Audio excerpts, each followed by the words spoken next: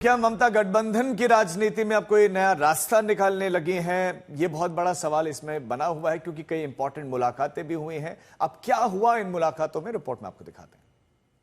You snatched everything from me, but you cannot snatch my morals. I will never bow down my head. तो क्या ममता बनर्जी दिल्ली में बैठकर अपना राजनीतिक वजूद बचाने की जद्दोजहद कर रही हैं?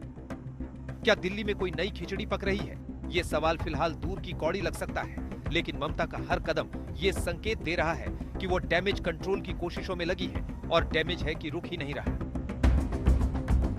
पहले सुखेंदु शेखर रॉय ने राज्यसभा से इस्तीफा दिया।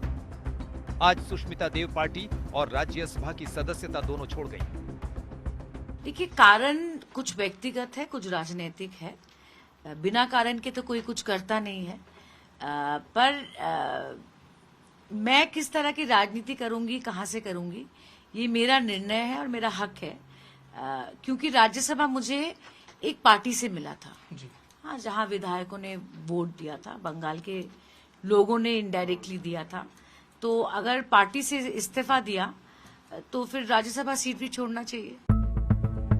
आज सुबह सुबह सुष्मिता देव की असम के मुख्यमंत्री हिमंता बिस्वा शर्मा से मुलाकात की तस्वीरें आईं। दोनों असम से हैं, तो लग यही रहा है कि सुष्मिता के इस्तीफे के पीछे हिमंता बिस्वा शर्मा की बड़ी भूमिका है। ये भी तय लग रहा है कि इस्तीफे से खाली सीट पर उपचुनाव में बीजेपी सुष्मिता को उम्मीदवार बनाएगी।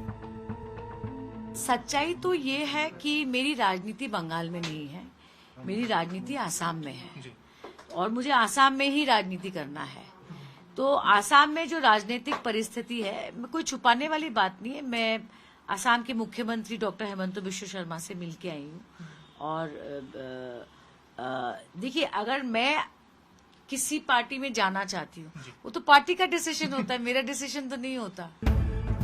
लेकिन ममता के सामने बड़ा सवाल ये है कि अब उनका क्या होगा। शायद वो आगे का रास्ता तलाश रही हैं।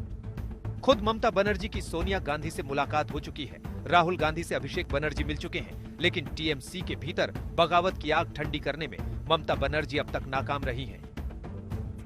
2 साल नहीं, काकुली घोष रिश्तेदार 40 साल से है, मैं 17 साल से हूँ।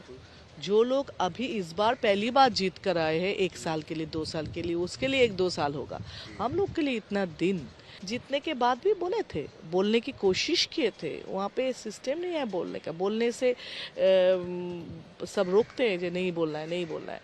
तो और अगर बोले भी तो उसका कोई रिजल्ट नहीं निकलते। आप 7 दिन 10 दिन इंतजार करो। तो अब देखने वाली बात यह है कि इंडिया गठबंधन की बैठक में भाग लेने दिल्ली आई ममता बनर्जी यहाँ से क्या हासिल कर लौटती है, क्योंकि कोलकाता में तो उनके लिए हर दिन भारी साबित हो रहा है। आज तक ब्यूरो।